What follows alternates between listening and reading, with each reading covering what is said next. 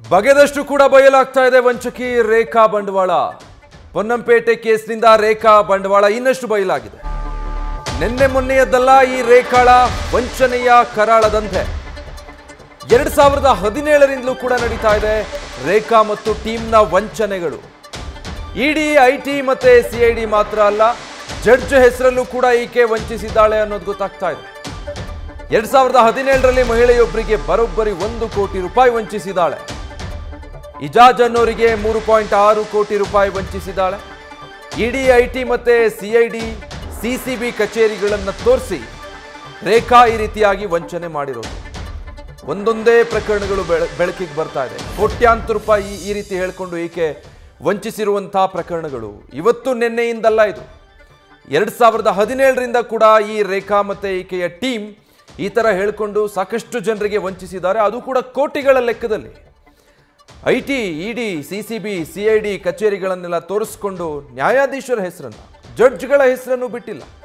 ಈ ತರ ತನಗೆ ಯಾರು ಬೇಕು ಅವರ ಹೆಸರನ್ನ ಬಳಸ್ಕೊಂಡು ಅದನ್ನೇ ಬಂಡವಾಳ ಮಾಡಿಕೊಂಡು ಈಕೆ ಹಲವರಿಂದ ಕೋಟಿ ಕೋಟಿ ರೂಪಾಯಿ ದೋಚಿರೋದು. ಆಕೆಯ ಮೋಸದ ಜಾಲದಲ್ಲಿ ಯಾವ ರೀತಿ ಬಳಕೆ ಆಗ್ತಾ ಇತ್ತು, ಈ ನಕಲಿ ಸ್ಕ್ರೀನ್ ಶಾಟ್ಗಳು ಅನ್ನೋದೆಲ್ಲ ಗಮನಿಸ್ತಾ ಇದ್ದೀರಾ.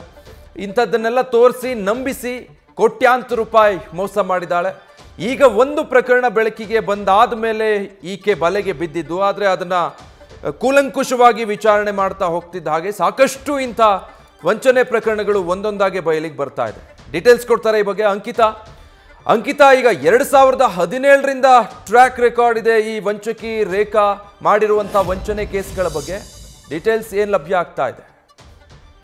ವಿಜಯ್, ನಯವಂಚಕಿ ರೇಖಾಳಿಂದ ಜನರಿಗೆ ಕೋಟ್ಯಾಂತರ ರೂಪಾಯಿ ವಂಚನೆ ಆಗಿದೆ. ಆ ಪ್ರಕರಣಕ್ಕೆ ಸಂಬಂಧಪಟ್ಟಂತೆ ಈಗಾಗಲೇ ಸಾಕಷ್ಟು ಜನ ದೂರನ್ನ ಕೂಡ ಕೊಡ್ತಾ ಇದ್ದಾರೆ. ಅಂದ್ರೆ 2017ರಿಂದಲೂ ಕೂಡ ರೇಖಾ ಅಂಡ್ ಅವರ ಟೀಮ್ ವಂಚನೆಯನ್ನ ಮಾಡ್ತಾ ಇದ್ರು. ಇಡಿ ಹಾಗೆ ಐಟಿ ಮತ್ತೆ ಸಿಐಡಿ ಜೊತೆಗೆ ಜಡ್ಜ್ಗಳ ಹೆಸರನ್ನ ಹೇಳ್ಕೊಂಡು ವಂಚನೆಯನ್ನ ಮಾಡ್ತಾ ಇದ್ರು. 2017ರಲ್ಲಿ ಮಹಿಳೆಯೊಬ್ಬರಿಗೆ 1 ಕೋಟಿಯನ್ನ ರೇಖಾ ವಂಚಿಸಿದ್ರು. ಅದಾದ್ಮೇಲೆ ಆ ಮಹಿಳೆ ಪೊಲೀಸ್ ಠಾಣೆಗೆ ಕೂಡ ದೂರನ್ನ ಕೂಡ ಕೊಟ್ಟಿದ್ರು. ಅಂದ್ರೆ ಮಹಿಳೆಗೆ ಯಾವ ರೀತಿಯಾಗಿ ವಂಚನೆ ಮಾಡಿರೋದು ಅಂತಂದ್ರೆ, ಪಾಸ್ಪೋರ್ಟ್ ವಿಚಾರಕ್ಕೆ ಸಂಬಂಧಪಟ್ಟಂತೆ ಆ ಲೇಡಿ ರೇಖಾಳನ್ನ ಭೇಟಿ ಮಾಡ್ತಾರೆ. ಆ ಸಂದರ್ಭದಲ್ಲಿ ಆಕೆ ತಾನು ಅಡ್ವೊಕೇಟ್, ನಿಮ್ಗೆ ಮನೆ ಕೊಡಿಸ್ತೀನಿ ಅಂತ ಹೇಳಿ ನಂಬಿಸಿದ್ದಾಳೆ. ಅದಾದ ಬಳಿಕ ನಿಮ್ಮ ಗಂಡನ ಹೆಸರಲ್ಲಿ ಬ್ಯಾಂಕ್ಗಳಲ್ಲಿ ಸಾಲ ಇದೆ ಅಂತ ಹೇಳಿ ಸುಳ್ಳು ಕಥೆಯನ್ನ ಕಟ್ಟಿ ಬ್ಯಾಂಕ್ಗಳ ವಿರುದ್ಧವೇ ಕೇಸ್ ಹಾಕ್ತೀವಿ ಅಂತ ಹೇಳಿ ಈ ವಂಚನೆ ಮಾಡಿರುವಂತದ್ದು. ಜೊತೆಗೆ ನಮ್ಮ ಸಂಬಂಧಿಯೊಬ್ಬರು ಜಡ್ಜ್ ಇದ್ದಾರೆ, ಅವರಿಗೆ ಫೀಸ್ ಅನ್ನ ಕೊಡ್ಬೇಕು ಅಂತ ಹೇಳಿ 1 ಕೋಟಿ ರೂಪಾಯಿಯನ್ನ ಪಡ್ಕೊಂಡು ವಂಚನೆಯನ್ನ ಮಾಡಿದ್ಲು. ಅದಾದ ಬಳಿಕ ಮನೆಯನ್ನ ಕೊಡಿಸ್ತೀನಿ ಅಂತ ಹೇಳಿದ ರೇಖಾ ಉಲ್ಟಾ ಹೊಡೆದಿದ್ಲು. ಮನೆಯನ್ನ ನಾನು ಕೊಡ್ಸೋದಿಲ್ಲ, ನೀವೇನ್ ಬೇಕಾದ್ರೂ ಮಾಡ್ಕೊಳ್ಳಿ ಅಂತ ಧಮಕಿಯನ್ನ ಕೂಡ ಹಾಕೋದ್ಲು. ಆದ್ರೆ ಅದಕ್ಕಿಂತ ಮೊದಲು 2 ಚೆಕ್ ಅನ್ನ ಕೊಟ್ಟಿರ್ತಾಳೆ. ಆ 2 ಚೆಕ್ ಕೂಡ ಬೌನ್ಸ್ ಕೂಡ ಆಗಿರುತ್ತೆ. ಇದು ಒಂದು ಪ್ರಕರಣ. ಆದ್ರೆ ಬೇರೆ ಬೇರೆ ಪ್ರಕರಣದಲ್ಲಿ ಈಕೆ ವಂಚನೆಯನ್ನ ಮಾಡಿದ್ದು. ಜೊತೆಗೆ KR-ಪುರಂನ ನೂತನ ಎಂಟರ್ಪ್ರೈಸಸ್ ಏನಿದೆ ಅದನ್ನ ಅಡ್ಡ ಮಾಡ್ಕೊಂಡಿದ್ಲು. ಯಾರಾದ್ರೂ ಬಂದಂತಹ ಸಂದರ್ಭದಲ್ಲಿ ಅಲ್ಲಿ ಅವರನ್ನ ಕರೆಸ್ಕೊಂಡು ಮೋಸವನ್ನ ಮಾಡಿರುವಂತದ್ದು. ಇಲ್ಲಿ ಪ್ರಮುಖವಾಗಿ ಏನು ಅಂತಂದ್ರೆ, ಕಾಲರ್ಟನ್ ಕಂಪನಿ ಏನಿದೆ ಅದರ ಒಂದು ಹೆಸರನ್ನ ಬಳಸ್ಕೊಂಡು ಕೂಡ ಈಕೆ ಮೋಸವನ್ನ ಮಾಡಿರುವಂತದ್ದು. ಅಂದ್ರೆ ನನಗೆ ಆ ಕಂಪನಿಯಿಂದ 25 ಕೋಟಿ ರೂಪಾಯಿ ಹಣವನ್ನ ಬಂದಿದೆ ಅಂತ ಹೇಳಿ ಅದಕ್ಕೆ ಸಂಬಂಧಪಟ್ಟಂತೆ ಒಂದಷ್ಟು ನಕಲಿ ದಾಖಲೆಗಳನ್ನ ಸೃಷ್ಟಿ ಮಾಡಿಕೊಂಡು ಆ ದಾಖಲೆಗಳನ್ನ ತೋರಿಸಿ ನನ್ನ ಅಕೌಂಟ್ ಅಲ್ಲಿ ಇಷ್ಟು ದೊಡ್ಡ ಮೊತ್ತದ ಹಣ ಇದೆ, ಸೊ ಅದನ್ನ ರಿಲೀಸ್ ಮಾಡ್ಬೇಕು ಅಂತಂದ್ರೆ ನಂಗೆ ಸ್ವಲ್ಪ ಹಣದ ಅವಶ್ಯಕತೆ ಇದೆ ಅಂತ ಹೇಳಿ ಬೇರೆ ಬೇರೆ ರೀತಿಯಲ್ಲಿ ಉದ್ಯಮಿಯನ್ನ ನಂಬಿಸುವಂತಹ ಕೆಲಸವನ್ನ ಮಾಡ್ತಾರೆ. ಉದ್ಯಮಿಗಳು ಕೂಡ ಅದನ್ನ ನೋಡಿದಂತಹ ಸಂದರ್ಭದಲ್ಲಿ ಇವರ ಅಕೌಂಟ್ ಅಲ್ಲಿ ಇಷ್ಟೊಂದು ದೊಡ್ಡ ಮೊತ್ತದ ಹಣ ಇದೆ, ನಾವೇನಾದ್ರೂ ಈಗ ಸಹಾಯ ಮಾಡಿದ್ರೆ ಈಕೆ ಮುಂದಿನ ದಿನಗಳಲ್ಲಿ ಅಂದ್ರೆ ಹಣ ರಿಲೀಸ್ ಆದಂತಹ ಸಂದರ್ಭದಲ್ಲಿ ನಮ್ಗೆ ಹೆಲ್ಪ್ ಮಾಡ್ತಾಳೆ ಅನ್ನೋ ಒಂದು ಭರವಸೆಯಿಂದ ಸಾಕಷ್ಟು ಜನ ಆಕೆಗೆ ಹಣವನ್ನ ಕೊಟ್ಟಿದ್ರು.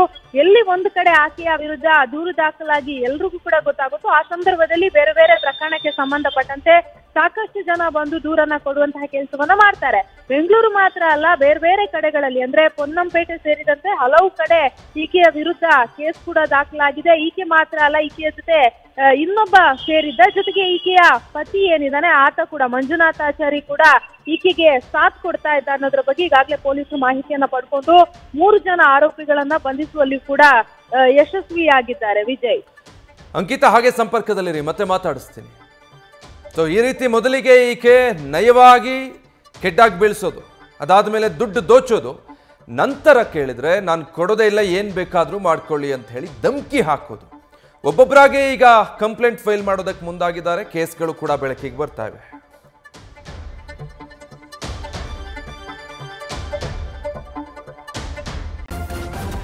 ನ್ಯೂಸ್ ಫಸ್ಟ್ ನಿರ್ಭೀತಿಯಿಂದ ನಿಮ್ಮ ಪರವಾಗಿ.